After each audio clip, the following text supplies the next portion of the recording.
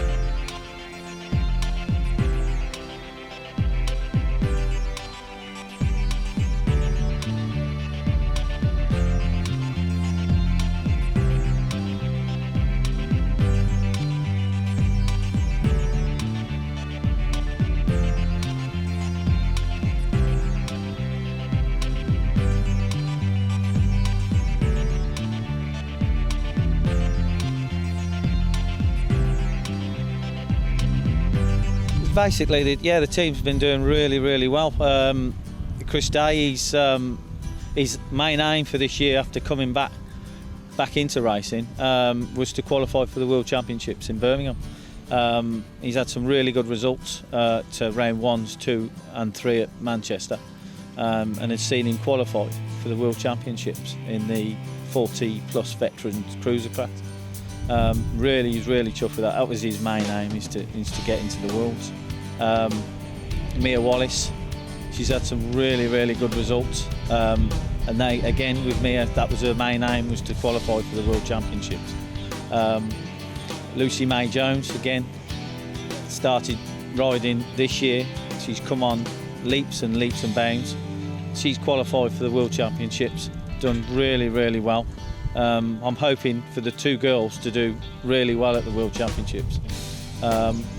James Day, he's already qualified for the World Championships from his national standings last year. He's having a little bit of a sabbatical at the moment, fell out with riding a little bit, but he's going to get back into it, and hopefully he'll be back where he wants to be. Due to financial and constraints and bits and bobs, two of the riders have gone separate ways, and another two of the riders have parted purely on their own decision, just wanted to go in a different direction. That's fine, it's not a problem at all. Mark Jarrett, the one rider, he's recently had a knee operation, so that will put him out for the next 12 months, but he wants to get back into it. You know, it's his passion, really. It's slimlined down a little bit, the team, but it's a nice little unit. Mia is 8 years old, and Lucy is 9. Chris is 40, and Kieran McAvoy's 25. More than anything, really, is to keep that unit together, and the young ones learn off the older, more experienced riders, and bring them on that way. That's key, really. That's key for them, and as a team, and keep it as a team unit so everybody can bounce off each other. I started last year, but I started racing this year. I started last year, and I started to race in January this year. My dad did it when he was little, and then my brother started doing it, so when I came down to watch it, he was desperate to have a go. My dad had a roll around. He hasn't raced, but he came off the once and he hurt himself, and he did a bit of football and he then hurt himself again. And often he sometimes come down and then he had to go on a BMX, just rolling around sometimes. When I started riding, I really liked doing it around the track and that. And my mum and dad asked me, would I like to race in novice? So I raced in novice and I got some good races. I've crashed at Birmingham once, but that was quite a long time ago when I started first in expert, because I was in third place and this girl got her pedal caught in my wheel and we both flipped over, and then she got back up and I was still on the floor. So I just got back up because all I cared about was the points. I hope to get 4th, 3rd, 2nd or 1st at least, because I want to do good in the world, so I'll just get good. I think I could achieve one, so I could get my world number 1 plate, so people are scared of me when I race. I really want to do BMX when I'm older now. I never want to give up on it. Mm-hmm. I mean, it's hard. I mean, I started myself when I was about 7 years old, so I've sort of grown up around this sport. I mean, it's exciting for me, for her to get into the sport, following in what I've done. But at the same time, obviously, the nerves are there, because obviously it's a dangerous sport. But at the same time, I think that's outweighed sometimes by, how well she's doing. It's completely changed her, her confidence. They turn up to these big events and literally they're on their own. Like the World's coming up, some of the national events, they go into them arenas and literally it's them. You sort of have to let them go. So have to deal with the whole sort of race down their own.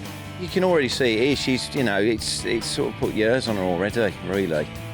For such a young, As long as she's enjoying it, my main thing is that I don't want to sort of push her into it. I don't want it to become a chore. I want her to enjoy. I mean, I had years of just enjoying the sport. There was never any pressure on me. I want it the same for her. She's doing well and I think she could go far. But it's to that point, I still want her in like 10 years from now to still be enjoying the sport. Not that we're pushing her to that point, but as it stands at the moment, she's soaking it all in and absolutely loving it. She's loving every minute of it. So as long as it continues in that way, I'm happy for her to keep going, all the way. I started off, say, around about 8 years old. I had about 10 years. Pretty successful sort of, early days. Fell out of the sport just literally through work commitments. And then obviously they opened, it's my original track, Redditch Premiers. I was invited back down just to come and have a look, and before you know, I'm back in it. I started sort of having practice with the kids and rolling rounds, and before you know, I'm back now competing at national level. And it's just great to be back in and around the sport. I can enjoy the sport with both my children. Come up for training sessions with them. But it's a good sport to be around. It's a friendly sport, but I just love being back in it. I almost regret sort of having given it up those years ago and not continued, but just back and enjoying it, not taking it too seriously. I mean, I'm competing at national level, but more enjoying the sport. It's evolved, like, technically. The tracks are more technical. I mean, you've probably got as many jumps on one straight now as you'd have in a whole track in the old school tracks. The riders have developed. I mean, the kids of today are, they're more technically gifted than. But I think that just goes hand in hand with the tracks. I think the kids have had to develop, with the track. But the sport in general has got the same feel about it. I mean, especially more now. I think it's the sport is going back to how it used to be. There's been almost like a boom in the sport again, I found, in the last year or so. But that sort of that same mentality is still there. It's a real good, friendly sport. It's just the riders and the tracks have evolved. I mean, we're training probably 3 to 4 times a week, and as well as racing as well. Sometimes we've got 2 events over a weekend, but enjoying it as well. It's not I like coming here and training, but the fitness levels, it's fantastic. I've hit 40 this year, and to still be out there racing is great. I've qualified for the Worlds, which was my target. Had a bit of a crash at the second round, went over the handlebars, hurt myself a little bit, but picked myself up. Birmingham National, another big crash there, so hurt myself a little bit then. Ended up hospital for the afternoon and coughing a bit of blood up, but got it okay, fine, so I'm back on the bike today. It's the first time really. Since coming off at Birmingham, it's sort of knocked all my training about, so I haven't been able to train. So I want to get out of motos. I'd like to get to semi-finals, ideally. To make a final would be great, but slightly unrealistic at the moment. There's some strong English lads riding. You've got Alan Hill, world champion, Ian Shaw, I think he's now leading the national series. He's strong. French, the Dutch. I think anyone that's travelling over will be competitive. Yeah, I'll try and help the kids where I can. Pedalling, tell them to pedal, pump, lines in the corner. Lucy listens more than me, and me is still a little bit young, bundle of fun, so's Lucy. Compared to France, we're still tiny. The French, I think they've got something like 10,000 BMX licence holders. So it's taught in schools. We've got a long way to catch up. Redditch itself has now got sort of 2 schools using the track, which is good. I think there's a third might start using it, and looking into it. The new member on the team, Kieran McAvoy. He's riding in the 25 to 29 age group. He rides 20-inch and cruiser. He's world number 5 on the cruiser at the moment, so hopefully he wants to push on from there, and maybe we world number 1.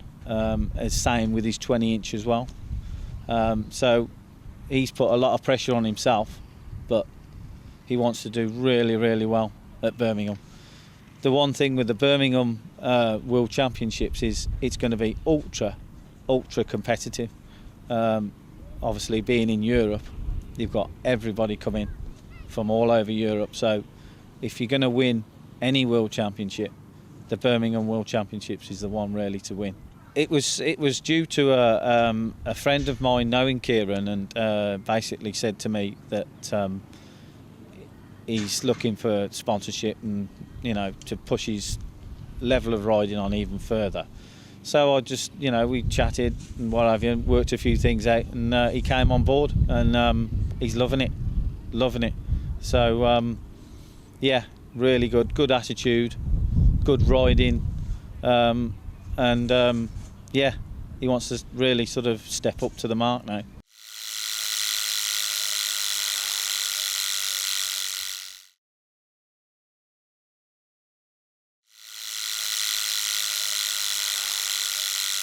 don't really remember, but I think I was 2 years old when I was riding 2 wheels, so then I wasn't allowed stabilisers, so it's pretty much there's my bike and it's left it to me sort of thing. So. But my dad's always been, like, my dad's always had motorbikes and mountain bikes, so I've always just tagged along, and I've got the number 1 plate from last year's nationals for the cruiser class. I got first place at the Races Champions at Cheddar. This trophy is for the overall from last year's nationals. The small trophy is for the world number 5 at World Champs in Copenhagen. The Bob Fields race at Crewe, which is like my local training track. And I got 3rd last year at the Races Champions in America in Tulsa at the end of November, where I had my accident. We're all one big team, and I think even from like day 1 when I started motocross, you've got, as a family, you just bond really well, and everything that I've done is very like family oriented. You got to be one team, do you know what I mean? It helps. And she does a lot, like my mum and dad do a lot for me, and if it wasn't for them, I wouldn't be in the situation I am now, sort of thing, and I really appreciate that. So it's good, really. I appreciate everything that they do for me. She's like my PA. She sorts all my stuff out. If I'm racing abroad, she'll sort my flights and accommodation out and just turn up and race. So it's good what she does for me. Big number boards at the top. They're from when I was racing motocross at AMCA. That was in the senior class, I mean 125. These 2 are your 125 experts. And that was my last season that I raced before I started downhill. Most of these number boards here, they're from 4 Cross World Cups. I'm a ground worker at the moment, and it is pretty tough. Long days, leaving the house at 5:30, 6 o'clock every morning, getting in 5:30, 6 at night, and then also got jump on the bike or go to the gym for training. So it's not easy, and plus obviously when you're having time off you're not getting paid, so it is hard, but it's what I'm willing to do really. So like a lot of my friends that come in, it's quite funny, like they come in and they say like it's a shrine to me sort of thing, innit? Because obviously you walk in and it's just all bike stuff, but that's what we do as a family really. So, well, this is where we had the fire. Day after Boxing Day night it was, caused by the tumble dryer. Took a lot of the bike stuff away, but we got it replaced, and this is pretty much where it all happens really. It's where my dad, the mechanic, does his work. This is where it all happens. As you can see, it's full of bikes, and we have got more. All the spare parts. This, like I say, this is motocross bike. It's my old race bike when I was racing. Just recently started playing back on it again. But yeah, this is pretty much my life in the shed. Like I say, it's 5 months on since then, and it's all in the past now. Posted to the race from Mega Avalanche, my race number in. Did pretty well really. I punched it in qualifying and I just missed out qualifying by 2 places. But then the non-qualifiers, you let them race at the end, like following the guys that actually did qualify for the main event. And up to 350 riders, I come from dead last to 11th place, and that was pretty cool. I enjoyed passing all the people. This is like the before like at the gym. And also you got your protein, which is obviously after you've worked out, so they're pretty much the only supplements that I take. I do take like creatine sometimes, but that's normally like an off-season supplement for a bit of weight on. But in the race season you want to be light. That one there, that's the protein drink, but after a workout, pretty much I have it pretty much straight away really. So you can start repairing the muscles that you broke down. And like the energy drink's pretty good drink really, what I've got at the minute. You can tell when you take it.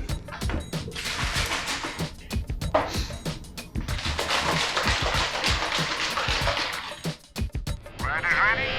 Watch the game.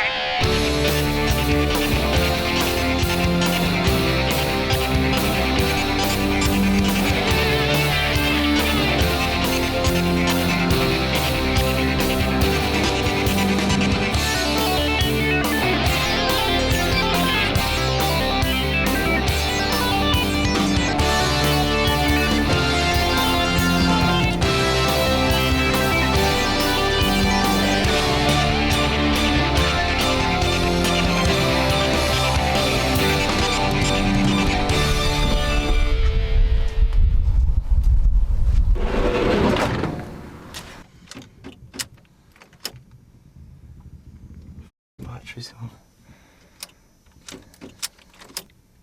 I'd switch it on this morning. On the shelf where. Alright.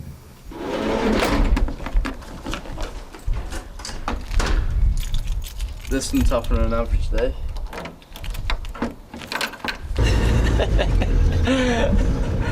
Oh god. What's the chance of that? I need to get myself a new van. If there's any sponsors out there that want to give a free van out, I'm open. We sorted the back of the van out from we were racing downhill, so it's like pretty much you could live in it over the weekend, and like you're up Scotland or Wales. It's pretty comfy really. It's as you need it, like when you're up Scotland when it's like -10, blowing gales, but yeah, it's not bad really. Got a microwave in the back. It's partitioned off at the back, So like all the bikes and stuff, if they're dirty, we can put them in the back so it's not like in the living area bit in the middle, so it's pretty kitted really. Just a shame it doesn't always start. When the weather's nice, it's always best getting bike time really than going in the gym. It can be like up to 4 times, but like for the race seasons, perhaps maybe once or twice just to maintain what I've got. You're fit for your own sport, and like even with cycling, there's that many different parts of like disciplines in cycling now. It's just like you can either be obviously like a BMX, you're a sprinter, but at the same time you still got to be fit because you got to train. And you aren't just racing for that 30 seconds. You got to keep on racing through the day, so you got to be recovering a lot faster than you need to really. So you have to be fit than you think really. Just because it's 30 seconds long doesn't mean you just got to pedal for 30 seconds. But there's a lot more into it than you think really, BMXing, especially now it's an Olympic sport. This is where I pretty much do all my workout really. It's a pretty good gym. It's quite big.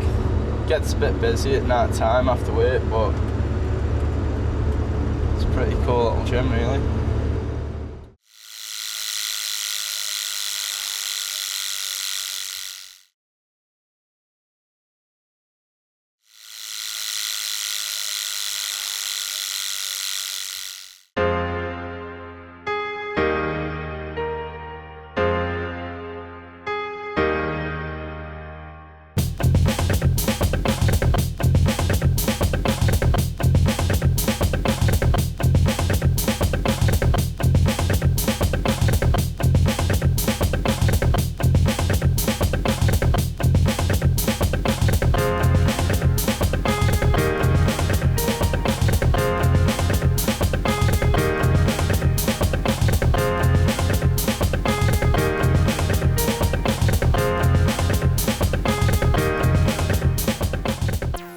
Just warm up for about 10 minutes. It's nice and steady. Do some big squats, about low reps, like this winter. But then about 3 months after I was injured, I was squatting 180k, for like 7 reps, doing 3 sets of that, which is like almost 2.5 times my body weight, so not bad really, considering I was injured as well, so my strength comes on really well, and plus you put your work in, it shows. But I said the last 4 or 5 weeks everything's just gone really light, so when you're going really heavy you tend to slow your muscles down.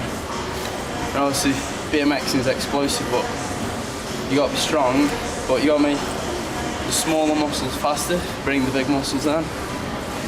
So just like for the last 4 or 5 weeks training for the wheels, just nice and light, just try and make my legs faster now. So hopefully it should be fast enough.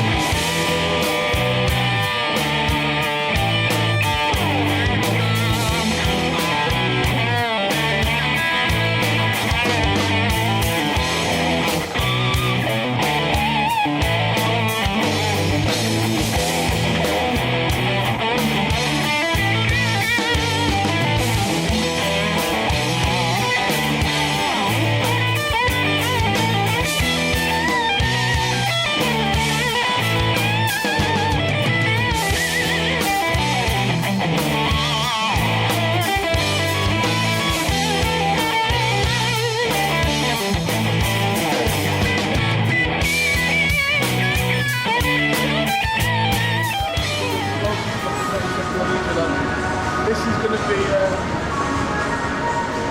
know what that one is, yeah? The jumps, yeah? Yeah, jumps. Make sure you come all the way back, yeah? Yeah, easy, yeah?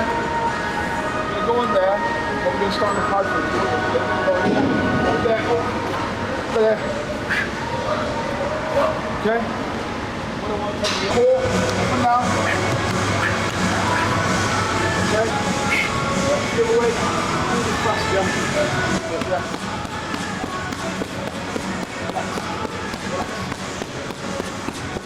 This benefit comes from relax. So we need to do it. Relax. Relax. Relax. Come on. 5 seconds. 4, 3, 2, 1. Well done.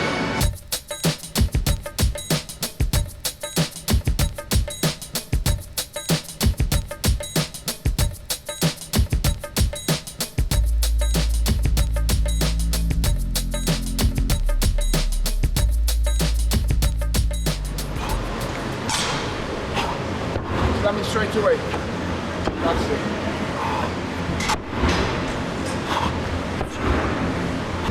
Let's get the time. 10 seconds. 10 seconds. 3. Back straight. Go.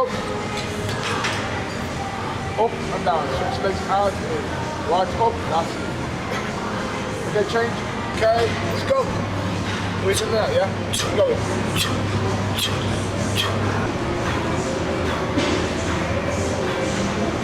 Breathe in, out.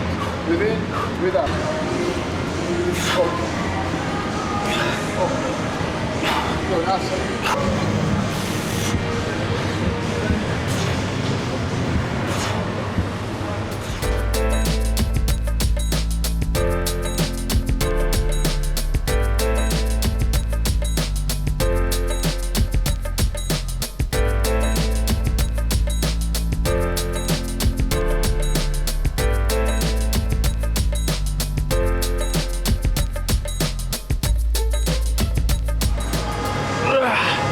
You should be doing all this.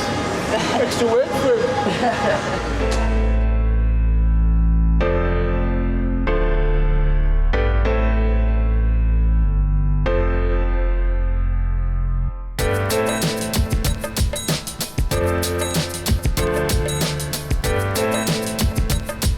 Yeah, 2 hours, 2 hours of training for half an hour.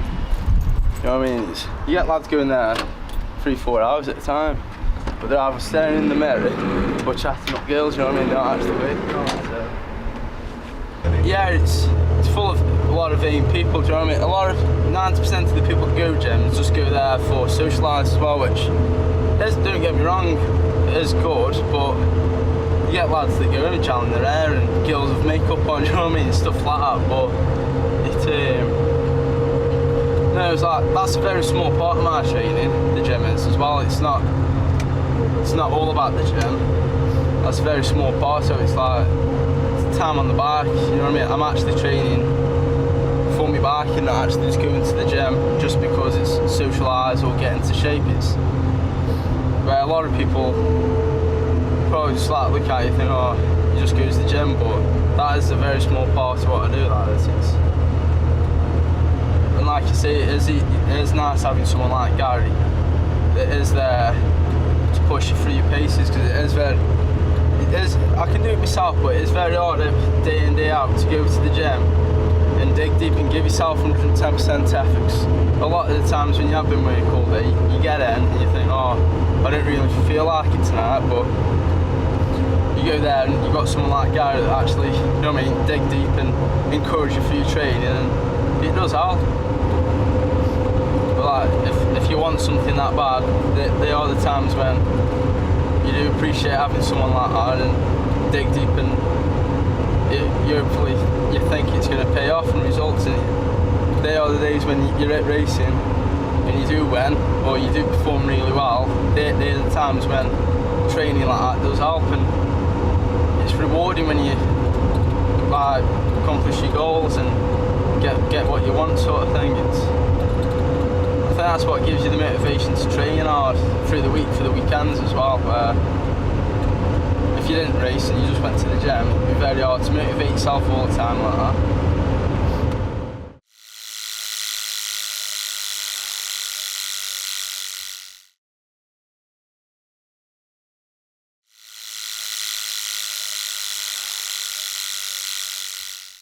Well, I went to America to do the ABA Grands in Tulsa. First day went well, I got third in the race champions race, and then on the, I think it was the Sunday, did the actual Grands race, got into the semi-finals, and then clipped bars with another rider battling for the lead, and ended up crashing pretty hard. Just thought it was winded and squashed my ribs. Left it for about 4 or 5 hours, went to the toilet and ended up peeing just blood, and that's when the pain started really. And within a few hours I rushed into hospital and found out that I had a collapsed lung and burst kidney and bruised liver, so I was rushed into intensive care. The bill come up to £16,500, so it wasn't cheap. Well, I've got sports insurance, American Combined, so they kind of sorted it out. So I didn't do anything for about 4 to 5 weeks, and got into the gym, just getting nice and steady on the turbo bars, just pedaling my legs. The first few times getting in the gym, I literally did 15 minutes of pedaling and I couldn't do any more. Just the pain, it's like inside, and my stomach just always felt that tight, and just walking, it felt funny for the first few weeks. Then within about 2 months I was squatting pretty strong, getting heavier, and by the end of March, middle of March, squatting like 180k, 6 or 7 reps at a time. So Jason's done a really good job for me. He got in touch with me, I think it was like middle of January, end of January, and he asked if I wanted to drive for the team. And at that time I was still injured, wasn't even thinking of riding a bike. Fair play to him, he actually offered me a sponsorship while I was still injured, not racing. So I think on his behalf he took a gamble really, asking someone that's not actually race fit as such, and I couldn't thank him enough really. He's done a lot for me, appreciate everything he's done. For the Worlds this year I'm racing 25-29 on both bikes, and after the Worlds in this country I'll be going back to Pro Elite class. I didn't actually realise how bad it was, so I kind of look back at it. Like weeks after, when I was just walking, just bouncing on the actual feet, it just felt like so sore inside. Felt like I had a really big kicking sort of thing. Going back work a bit too early was a bit silly, but many sleep, like the first week or more going to bed, I couldn't, like the first few nights being back at home, when I flew back home I didn't even sleep a minute. It was just that uncomfortable and pain. I just literally lied in bed, watching video, you know what I mean? I'm playing on my iPad for the night, just physically couldn't go to sleep, and it was so annoying, cause, like through the day I was so tired but couldn't go to sleep, and it's just like, the first few weeks I was just thinking I don't even want to see another bike, you know what I mean? And it's just like, at that time you think, oh I don't want to race or even touch another bike, but to be fair, it was only the first few rides back on my bike I was thinking, oh, do I want to jump mad, or feels like I'm going fast, but then within a few rides, I don't know, you just kind of switch off and just go with the flow again, and you do just forget. But yeah, like the bike experience and the time I've spent on bikes does count a lot, and I've done it, like I say, I've been injured that many times. You kind of know what to do and what to expect, so you don't really see the scary side of it, really, I don't think. You kind of blank that off, and you kind of let other people worry about that. But yeah, it's like, is pretty much landing on tarmac. Because how hard the tracks are, it's quite an impact when you're in that sort of speed. Like when you're racing 7 other guys, you've got the risk factor of someone running into you too, which obviously isn't the best of things if they're travelling at the same speed as you. The thing that hurt me the most was lying in bed in hospital thinking all that training pre to the accident, I was just getting so much faster and stronger on my bike, just went like straight back to square one sort of thing, and that as an athlete is the thing that does hurt you, and that does actually break you down. But at the same time, I think in my eyes it just makes you realise that you do want to come back and prove, not to anyone but to yourself, that I am strong and I can prove to people that I can come back from an injury and be back faster and stronger than before, and that's given me the drive to be where I am now, and I'm actually enjoying me back more than ever, and just shows you that you can come back from bigger accidents. This is where it all happens. Yeah, this is where she started riding.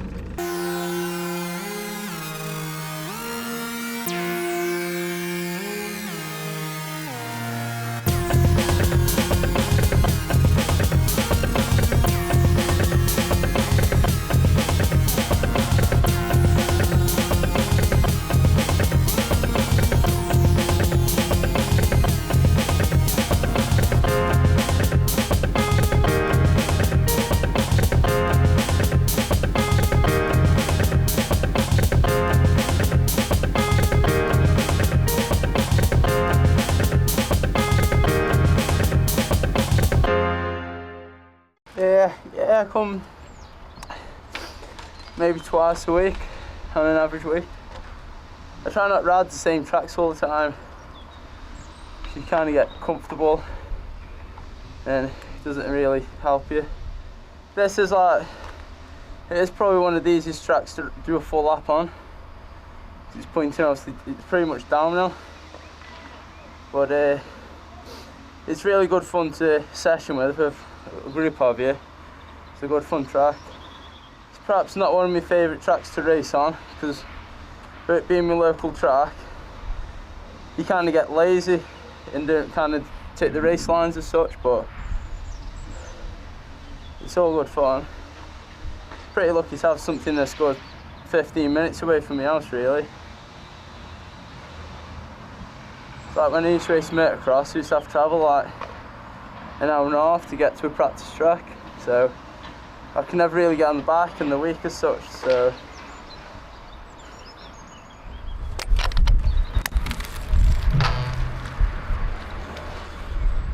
the thing is though, there's a lot of talent riders in BMX, and they don't actually concentrate. All they want to do is just concentrate on one guy in British cycling for BMX, where the talent is so, like an elite, there's 10 or 15 really good riders, and all they want to do though is just work with a couple of them, do you know what I mean? They don't actually, if they just put half a dozen riders and focus and train them, we'd have a lot more talent, do you know what I mean? And it's just like, I don't know, it might be because I'm one of the racers like, but it's just like, it annoys me, because it's just like, I don't know, cycling in general, like the velodrome, it's a snobby sport, I think. So I've been there myself, I've gone like on the training nights and done the sessions, and I don't know, it's just... my goal, I really want to make the main event in both classes. Last year in Copenhagen I got 5th in the cruiser class, which I was really pleased with that, 'cause it was my first full year of BMX racing. And I got knocked out in the quarterfinals on my BMX. I got 5th in the quarter, just a bit of a bad gate. But I think just with more race experience and a lot more time on the bike, especially the BMX, I know my speed's a lot better now than last year. And I just know what to expect now at a big race like that. And I want it more this year. Ready? Watch the gate.